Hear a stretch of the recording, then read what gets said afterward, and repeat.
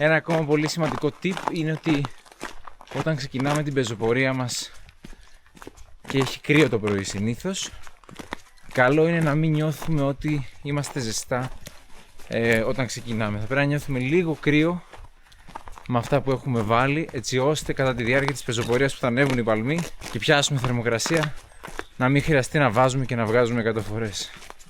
Πριν ξεκινήσουμε την πεζοπορία, συζητούσαμε με έναν local εδώ. Οι φίλοι τους είναι οι Βερβέροι, οι οποίοι κατοικούν πάνω στο βουνό.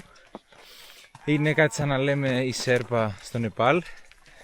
Και τον ρώτησα στο ίμιλ εδώ πέρα στο χωριό, δηλαδή πόσοι κάτοικοι υπάρχουν. Μου είπε 8.000 περίπου και το 80% ασχολείται με τον τουρισμό.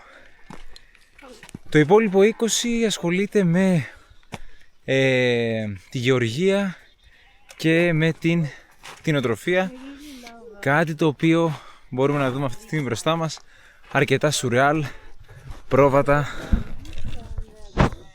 εδώ στο χιόνι.